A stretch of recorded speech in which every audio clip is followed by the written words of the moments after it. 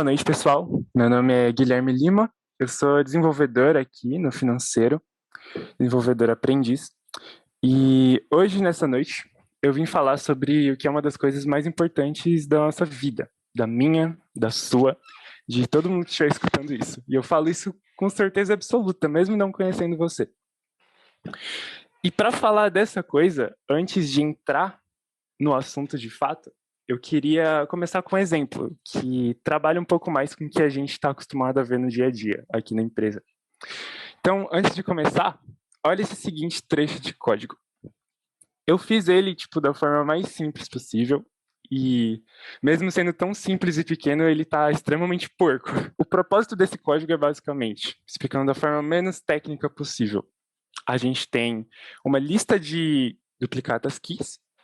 E para cada duplicata aqui que estiver dentro dessa lista, a gente vai executar essa lógica que estiver aqui dentro. Então, para cada key, a gente vai verificar se essa duplicata existe. Então, a gente vai lá, vai bater no banco de dados, vai falar, banco, tem uma duplicata que existe aí dentro com essa key? Se tiver, vai executar a lógica que está aqui dentro dessas chaves. E dentro dessa lógica, a gente captura essa duplicata lá do banco. Então, a gente vai no banco de novo, fala, banco, agora me dá essa duplicata que tem essa aqui.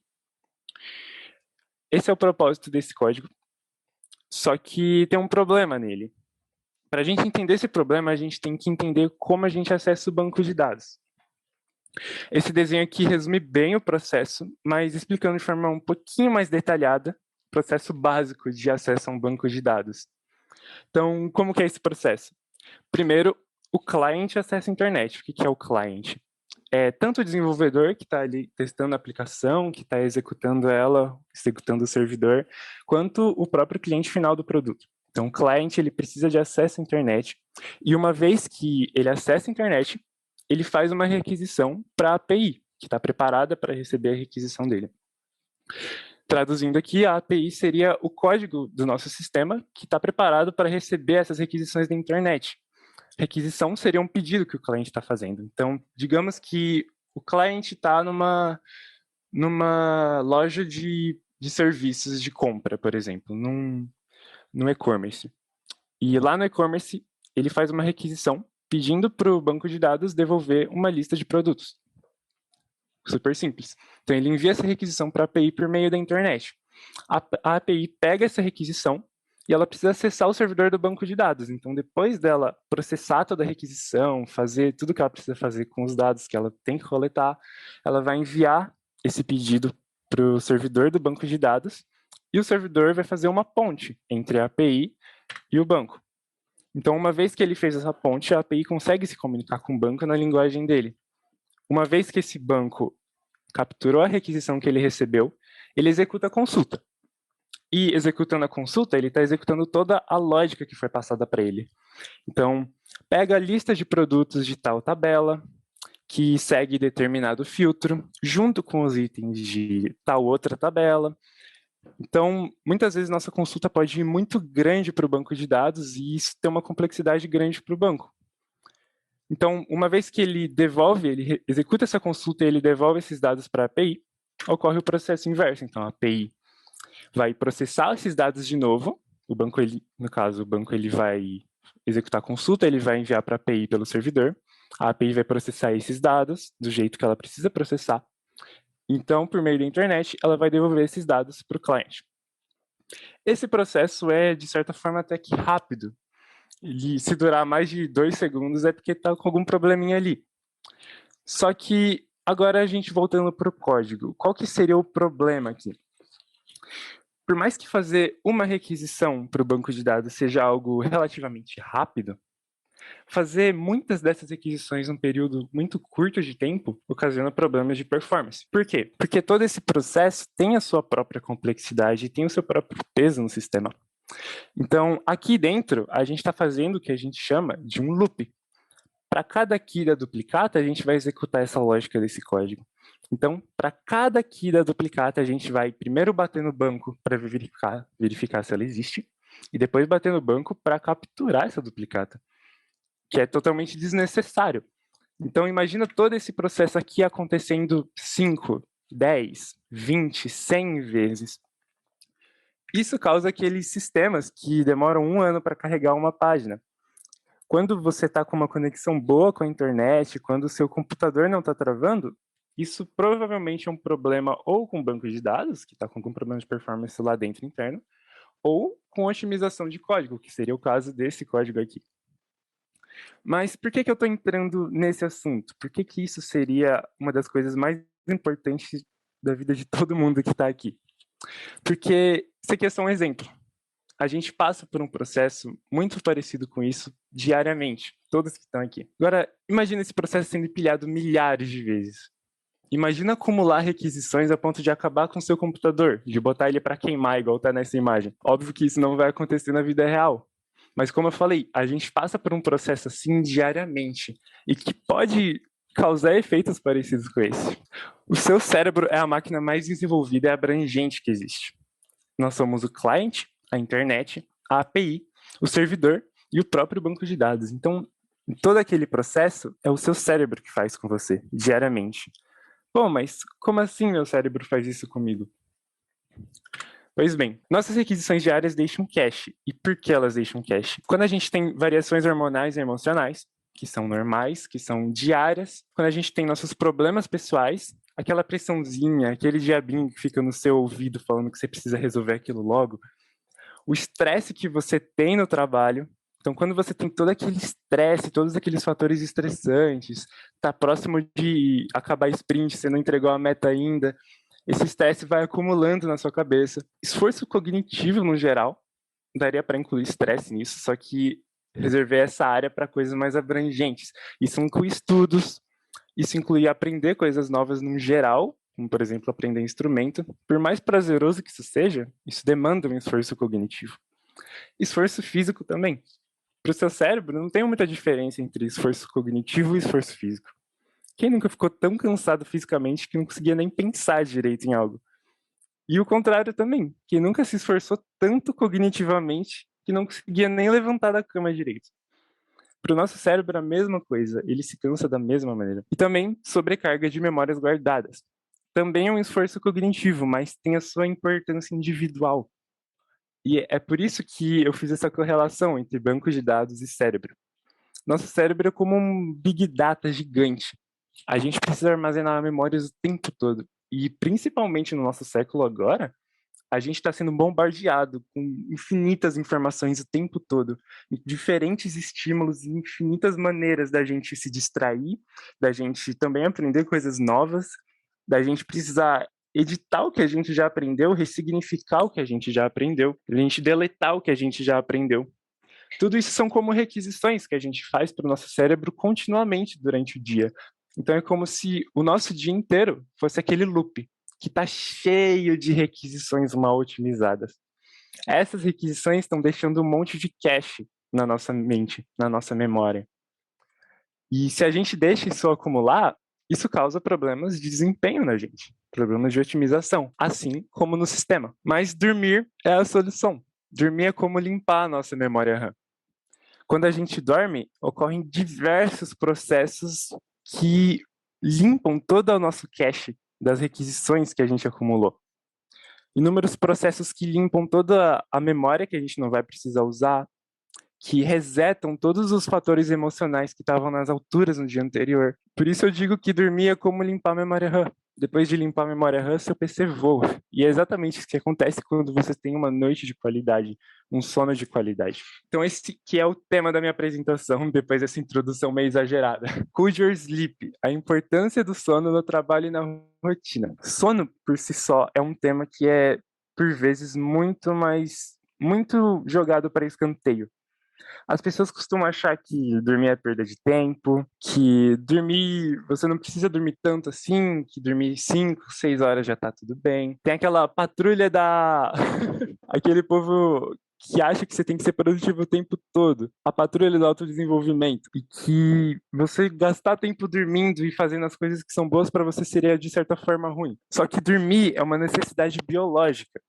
Sono não é perda de tempo, muito pelo contrário. O sono é um investimento. Então, você costuma levar o celular para a cama? Você costuma ficar ansioso com frequência? Você vive cansado? Se sente sempre desatento? Se você compensa o sono no final de semana? Se você não tem horário certo para dormir? Ou quando você deita no horário certo, você demora? Isso tudo são indicativos de que tem algum problema com o seu sono, de que tem algum problema com o seu ciclo de sono. E por que que eu digo isso? Sempre tem aquela pessoa que fala: "Ah, mas eu durmo 5 horas e tô bem." E com certeza você não tá bem se você dorme 5 horas. O tempo necessário do sono vai variar com a idade. Então, como eu tô mostrando aqui, as crianças a partir de uns 6 anos, mais ou menos, vão precisar de entre 9 e 12 horas de sono. Isso é necessidade. Adolescentes a partir de 14, entre 8 e 10 horas. E adultos acima de 21 é no mínimo 7 até 9 horas. Precisa seguir essa regra em específico? Sim, positivo. Se você não seguir essa regra, você vai acumular problemas para você. Sempre tem essa pessoa que fala que consegue dormir pouco, mas está tudo bem, que ela não sente nada demais. Pois bem, dormir pouco vai tirar sua capacidade de avaliar o seu próprio sono. Em 2003, a revista Sleep lançou esse trabalho aqui que eu estou mostrando, que ele relaciona a quantidade de sono com déficit atencional. Para quem não conhece, a revista Sleep é uma das mais renomadas nessa área de sono e neurociência. E no trabalho, eles dividiram os participantes, que tinham idade entre 21 e 38 anos, em 4 grupos. Tinha um grupo lá que não dormia nada. Esse grupo aí durou cerca de 3 dias, porque senão eles iam se ferrar. O segundo grupo só podia dormir de 3 a 4 horas. O terceiro grupo viveu a realidade de muita gente na nossa sociedade atual. Eles só puderam dormir de 5 a 6 horas. Quanto o quarto grupo, eles puderam dormir de 7 a 8 horas normalmente, que é o horário ideal. Eles fizeram uma escala nesse teste, né? Que perguntava para cada participante o quanto ele se sentia cansado. Perguntava, de 0 a 10, o quanto você está se sentindo cansado hoje? E eles fizeram isso todo dia. Os outros participantes, eles conseguiram participar do estudo durante 14 dias, 2 semanas. E como eu mostro aqui, o grupo que dormiu de 3 a 4 horas respondeu o mesmo que os que dormiam de 5 a 6 horas. Mas calma, 4 horas é metade do mínimo. Sim, e eles responderam o mesmo. Será que eles realmente estavam tão descansados assim? Não, eles não estavam. E é por isso que a gente precisa sempre se apegar à evidência científica, e não à experiência pessoal. Você pode achar que você está bem, e eu acredito que você acha que você está bem, mas eu te garanto, você não está bem. Você está acumulando um monte de fatores estressantes, um monte de cache que ficam guardados na sua mente com todas as requisições que você faz diariamente. Mas quais são os problemas que você vai receber por conta disso? Muita gente acaba negligenciando essa parte e acaba não sabendo dos problemas. Um sono de má qualidade, como eu mostro aí, ele é um veneno que ele vai te matar aos poucos e ele vai aumentar a sua taxa de mortalidade. E por que que isso acontece? Um dos piores problemas do sono vem com a falta de foco. Como eu mostrei no slide anterior, isso costuma acontecer justamente por conta de doenças autodegenerativas que vêm com a falta de sono. Mas além disso, você pode morrer por um acidente de carro e isso ter sido influenciado pelo seu sono. O principal motivo disso é a falta de foco que vem com o sono.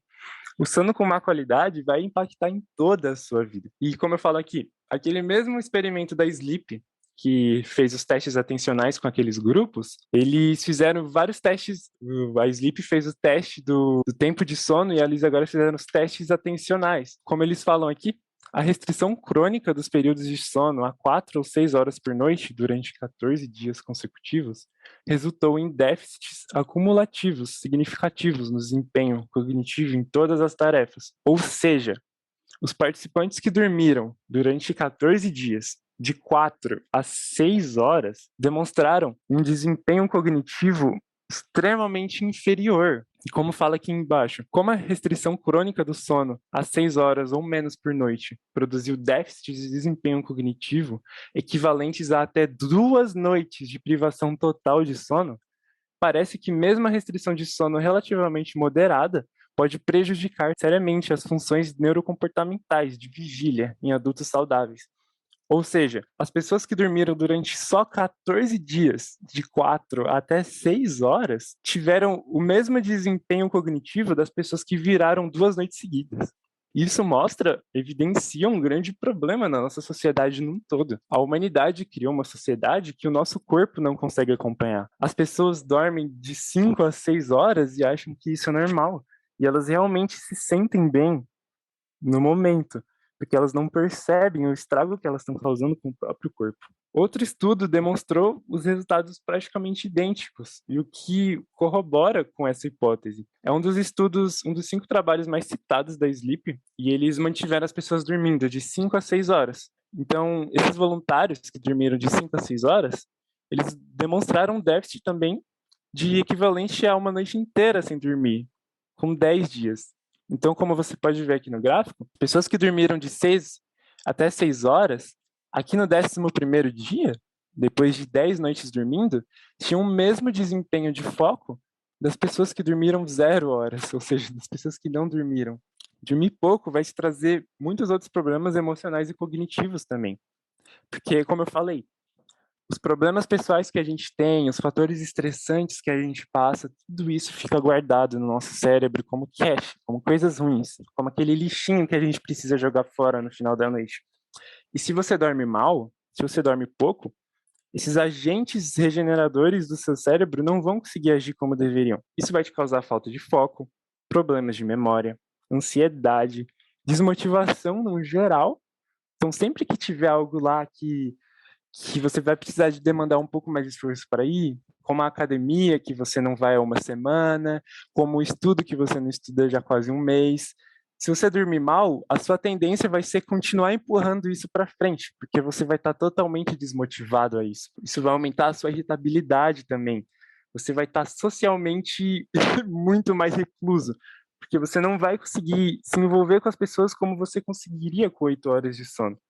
E vai te causar, no geral, estabilidade emocional, que inclui a maioria desses pontos aqui. E isso sem falar dos problemas de saúde, obviamente.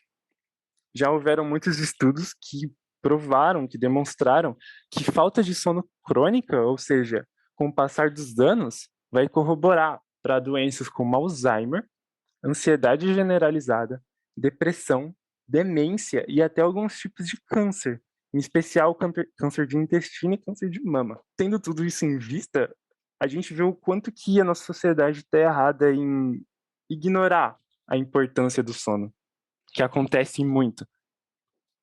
Mas como eu posso melhorar o meu sono? Tá, eu durmo de 5 a 6 horas por noite, eu costumo dormir de madrugada, acordar meio-dia, eu costumo estudar pouco porque eu não consigo manter meu foco, eu costumo ter muitos problemas emocionais. O que que eu faço para melhorar isso? Para a gente melhorar, a gente precisa entender os processos por trás disso. E para a gente entender esses processos, a gente precisa entender o que é o ciclo circadiano. E como eu estou falando ali no slide, ele é o nosso relógio biológico, basicamente. Ele é o principal regulador do nosso corpo. É o nome científico dado às variações fisiológicas que a gente tem durante 24 horas. Então, a cada 24 horas, a gente vai ter esse ciclo circadiano que envolve todas essas mudanças fisiológicas aqui. Então, como a gente pode ver, aqui no iniciozinho da noite tem uma maior pressão sanguínea. Então, por volta das 6h30, a sua pressão do sangue vai aumentar. E às 7 horas, sua temperatura do corpo vai estar mais alta, também em decorrência dessa maior pressão sanguínea. Às 9 horas, mais ou menos, vai começar o início da produção da melatonina, que é um dos hormônios responsáveis pelo sono que você sente. E durante a noite você vai ter todo aquele ciclo do sono que você já deve ter ouvido falar, incluindo o sono profundo, o estado do sono REM, etc. E aí, por volta das 4h30, a sua temperatura vai começar a ficar mais baixa, porque está chegando perto da hora de você acordar. Aqui, depois das 6, por volta das 7h30, você vai chegar ao fim da sua produção de melatonina, ou seja, todo o seu sono vai ser zerado. Por volta das 9 horas, então, você vai começar um pico da produção de cortisol. O que é cortisol? Ele é conhecido como um dos hormônios do estresse, mas ele também é um hormônio que aumenta o nosso alerta e não causa estresse em si. Então, nosso alerta vai começar a aumentar aqui. E por conta desse pico do cortisol, às 10 a gente vai começar a ter um maior alerta. E esse alerta vai se manter durante o resto do dia. Quanto mais perto de dormir a gente estiver, mais cansado a gente vai ficar, por conta da temperatura do corpo da gente, que vai estar mudando, por conta da produção de melatonina, que vai estar começando a aparecer ali. E o nosso corpo entende quando é para começar a produzir certas coisas, quando é para começar a inibir certas coisas. Nosso corpo entende o que está acontecendo justamente por conta do ciclo circadiano, por conta do nosso relógio biológico. E a luz natural é uma das coisas mais importantes para o nosso ciclo circadiano. Se o seu ciclo está desregulado, com toda certeza você não está se expondo da forma certa à luz natural. Então, como que a gente vai entender isso de forma verdadeira? Esse é um dos aliados mais importantes do ciclo. E um estudo foi feito na Universidade de Monash, lá na Austrália. Ele mostrou que a luz natural é essencial para curar a insônia crônica. Ou seja, insônia crônica, que é considerada uma doença, poderia ser um candidato muito forte para ajudar na cura de uma doença degenerativa, da insônia crônica que as pessoas tinham. Isso só se expondo à luz natural. Os participantes se expunham cerca de 2 horas por dia. Mas você não precisa de tudo isso se você não tem insônia crônica. Só de 15 minutos tomando luz do sol durante a manhã, você já vai ter um desempenho muito melhor. Um trabalho que foi feito em 2014, ele mostrou que trabalhar perto de janelas, escritórios que tinham janelas, deixavam os funcionários mais felizes e aumentava a produtividade deles. E eles também relataram que tinham uma qualidade de sono ainda melhor. Isso em contrapartida com aqueles funcionários que ficavam naquele escritório fechado, naquele escritório só com luz branca, que eles mal viam o dia passar. Isso também é muito relatado por pessoas que trabalham em shopping. O ciclo delas fica todo desregulado. Aí a gente entra no ponto da luz artificial. A luz artificial é alguém muito ambígua. Alguém. Ela é muito pouco durante o dia, só que ela é muito durante a noite, especialmente a luz branca. Durante o dia, ela não vai ser o suficiente para ativar os processos que você precisa ativar por meio da luz natural, para ativar o alerta que você precisa, para ativar a produção do cortisol. Ela não vai ser o suficiente. Se você acordar e passar o dia inteiro dentro de uma sala escura, escura não, porque vai ter a luz artificial, mas só lá dentro, você não vai ter os mesmos processos que alguém que se expõe à luz solar vai ter. E para a gente entender por que, que a luz é importante, a gente tem que olhar para o nosso cérebro. Aqui dentro do hipotálamo, nessa regiãozinha azul, dentro dele tem aqui o núcleo supraquiasmático. É um nome difícil de falar, mas basicamente ele é o principal regulador do nosso ciclo. Dentro dele tem o que a gente chama de genes clock, que está mostrando aqui, são os genes relógio. Eles são os genes que são responsáveis por coordenar o nosso ciclo. Eles produzem uma série de proteínas de um tipo específico que eles ficam enviando para o nosso corpo e eles vão produzindo isso no início do dia, ou no que eles entendem que é o início do dia, e eles inibem a produção dessas proteínas quando eles sentem que elas estão enchendo a célula, que a gente chama de feedback inibitório.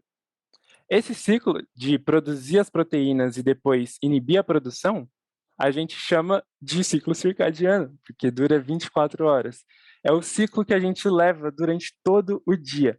Esses genes clock são essenciais para todo o ciclo, porque é por meio deles que todo o nosso corpo tem um parâmetro de como está lá fora. O mais interessante, como a gente pode ver, os genes clock estão diretamente ligados à nossa retina. Então, é por meio da nossa retina que eles sabem quando é dia, porque está se fazendo sol, então eles sabem que já está ficando de dia, já é para começar a produzir as proteínas. É o que a gente vê aqui. É através da luz natural que a produção das proteínas dos genes clock é estimulada. E a produção da melatonina, que é um dos hormônios do sono, é inibida. Então vocês podem ver que com a luz solar, ela entra pelos nossos olhos, passa pela retina até o núcleo supraquiasmático. Lá dentro ocorre a estimulação dos processos para as proteínas ficarem se produzindo lá dentro e passando aqui por baixo e voltando aqui em cima, ele inibe a produção da melatonina. Isso é um ponto muito importante para a gente conseguir organizar o nosso sono no geral, o nosso ciclo circadiano. E é o que a gente chama de higiene do sono. Então, se expor bastante à luz natural, principalmente na hora de acordar, é algo que vai já conseguir dar uma melhorada no nosso sono muito grande. E eu digo isso por experiência. Nos dias, inclusive, que meu sono estava desregulado, no ano passado, quando eu estava estudando bastante lá no Codar, tinha muitos dias que eu simplesmente não estava conseguindo ter muito foco. Eu estava dormindo no meio das aulas, eu não estava conseguindo ter foco nenhum. E só de eu conseguir estudar do lado de uma janela, de eu mudar o ambiente que eu estava estudando, isso já gerava uma produtividade muito maior em mim. E isso mesmo eu estando muito cansado, com um ciclo desregulado. Você conseguir se expor à luz natural vai conseguir estimular o seu genes clock e vai te dar um pico de cortisol também. Porque o seu cérebro vai gerar um alerta. Opa, tá de dia. Alerta, acorda, corpo. E além da luz natural, como o ciclo circadiano fala não somente de sono, mas de todos os processos envolvidos, a gente também tem que fazer algumas outras coisas que vão ajudar muito.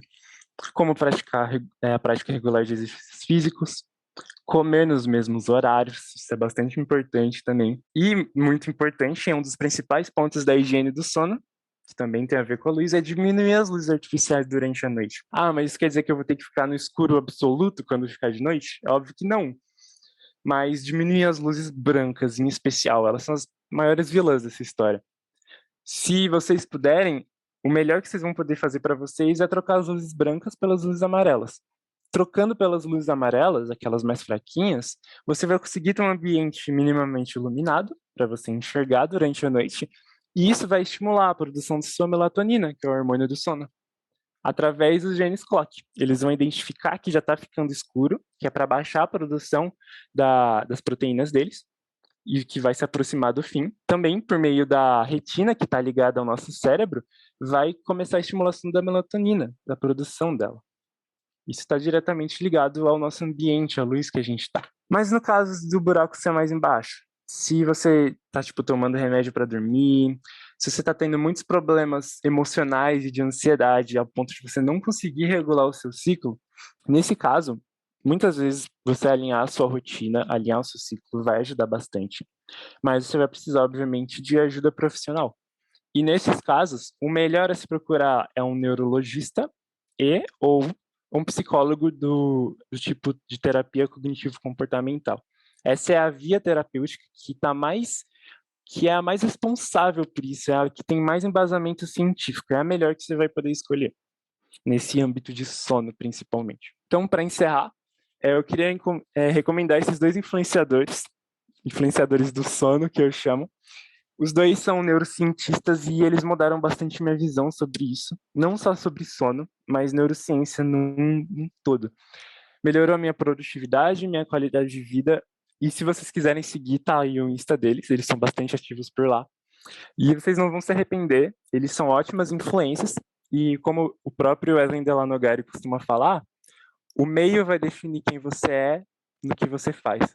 Ou seja, se você estiver no meio ruim, com pessoas que estão sempre dormindo tarde, você não vai conseguir dormir muito cedo. Mas o contrário também é real. E o meio das pessoas que a gente segue na internet também influencia a gente nesse sentido. Então, era isso minha apresentação, galera. Obrigado pela presença e boa noite aí para vocês. Hold your sleep, galera.